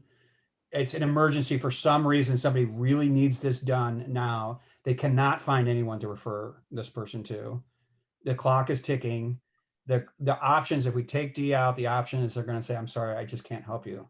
And that person does not receive assistance because they cannot find anyone else to do that. Because the paraprofessional would have to say, I'm sorry, I would be subject to discipline if I do it wrong in some way. I think, correct. But if they have been trained, or even if they don't normally practice it, if they could claim some competence, then you're basically just allowing them to be grossly negligent, right? Because the emergency exception would only apply if they do it, they don't have competence and they're grossly negligent. Mm-hmm. I think a better example is a UD answer, because they only have 5 days to file a UD answer. And literally, if you just check any random box and sign it and file it, you're protected because you can file and amend it without leave of court. So if the person is on their last day and they have a paraprofessional available that is licensed in family law, they're literally able to check a couple of boxes and they're done, but then so can the party. You know, if they know they can do that, they should do that and just, you know, meet the deadline and the next day come to a self-help center or go to a paralegal who actually has a license in UD to do it right. So in that sense, what Kimberly and Amos say is the position to take, which is not to allow it. Okay, so remove A entirely. Is that? I think it's D, right? No, I'm sorry, D, not A. Right. Yeah, okay. Great. We have 7 minutes left. What was the last thing on my, I think that may have been on, we may have exhausted our list. It's 1.2 maybe? 1.1. Oh, sorry, 1.2. 1.2. Well, at least we could start talking about this. I'm not sure we will be able to finish. So the issue here, let me refresh my recollection on this. 1.2. Under B, whether a paraprofessional can limit the scope of representation within the license area of practice. Kevin had made a comment. So here, this is B, a licensed paraprofessional may limit the scope of representation if the limitation is reasonable under the circumstances, is not otherwise prohibited by law, and the client gives informed consent. Kevin says, will, for example, a family law paraprofessional specialize further, just as lawyers do, or is the impetus of closing the justice gap a reason for not permitting further limitation on scope? Can't answer the question until the scope of paraprofessional in a particular field of law is delimited. So are we talking about limited scope representation rules here? Yes, we are, but we're also talking about, so lawyers can limit the scope of their representation beyond just the limited the rules of court in that area. So yes, we are. We're essentially saying whether or not paraprofessionals, so a family law paraprofessional takes on a matter, they agree to provide services, can they limit the scope of the representation even if the client needs additional services within their area of licensure? This is a true access to justice issue, and I'm totally for allowing it. A client goes in, they have a divorce case, but they don't want to hire, they don't have the money to hire the paraprofessional to represent them in the entire case, but they do need help in this modification of child support. So they should be able to hire the paraprofessional just to represent them in that proceeding and not the entire case. I wish more attorneys would do that. Then we would have, you know, more representation in cases like this, but a lot of attorneys don't do it. It's not very popular. So I do hope that we allow it for sure with the, you know, the forms and the ways to limit representation, all that that's currently available for attorneys. What is the reason why would we not allow this? Good question. Andrew, do you I have think what the rationale is, or Randy?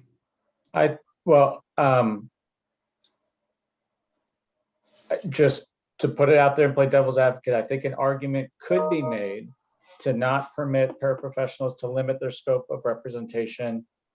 And I'm ignorant as to what they will be empowered to do, but I think the argument would be if it's already limited in nature. So if paraprofessionals are only able to do these certain limited tasks, might there be a policy argument to not allow them to limit that representation further? I don't know if that's true here, but I do think it's worth the discussion to see if it is.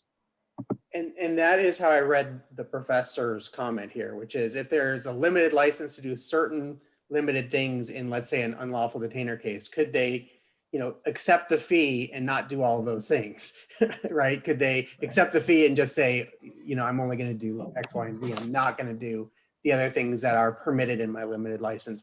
But I do come from Fariba's perspective, which is at least for attorneys, allowing limited scope often is encouraging and supporting access to justice.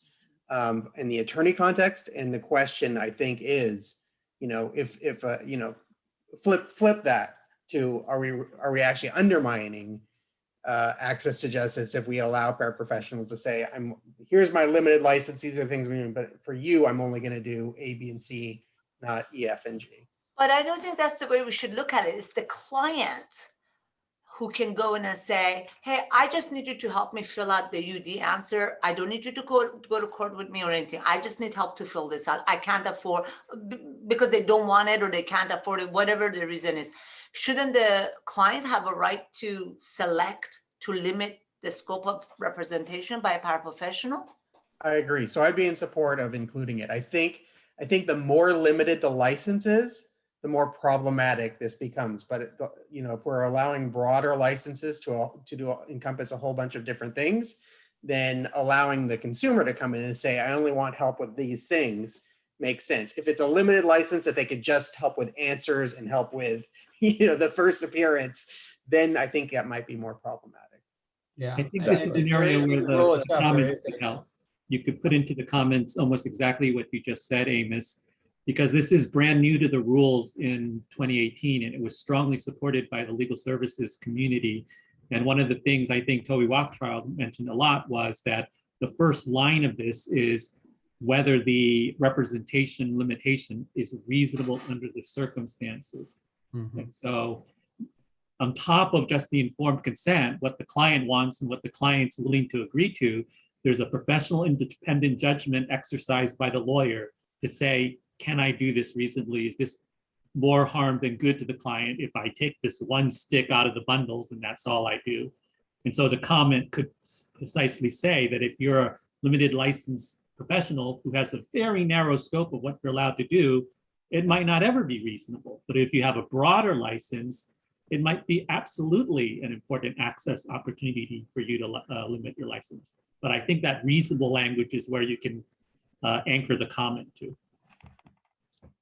I think a good example of that may be in-court representation, because if ultimately paraprofessionals are allowed to do full in-court representation, I can see a paraprofessional may say, oh, I'm gonna come to court, I'm gonna sit next to you, but I'm not gonna talk. I'm just gonna help you as a support person.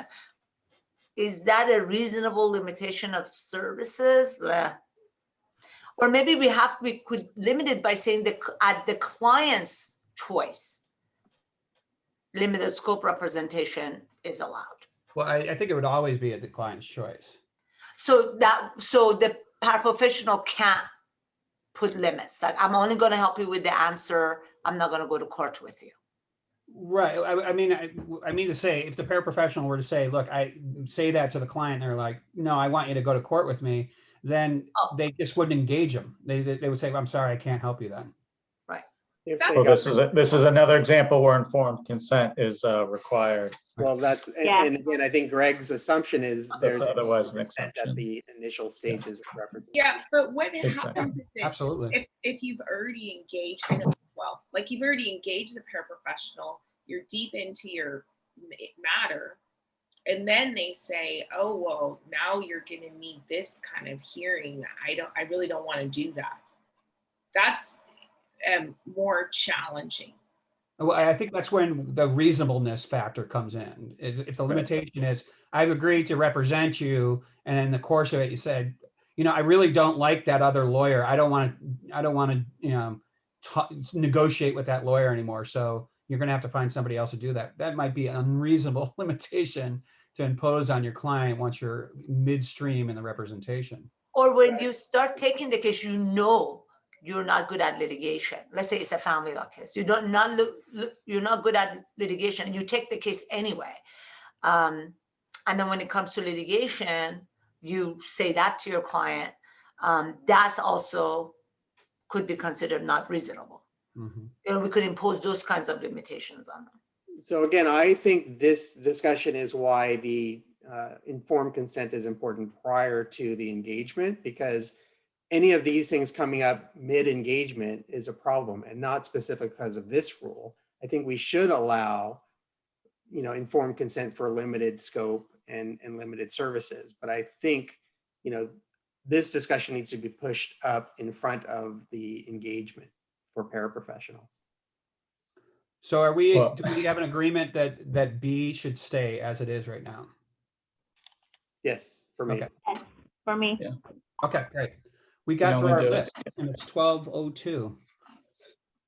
And we will take up informed consent and disclosures and written agreement next week.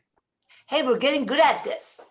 I think Greg did a great job at his time estimate. Ask master. Well, we'll see. We'll see. We've started out in a promising way. We'll try to keep to our schedule next week. All right, everyone. We're at 1 o'clock next Thank Thursday. you. Bye, thanks, So, everybody. 1 o'clock next Thursday, yeah. Bye-bye. All right, bye, everyone.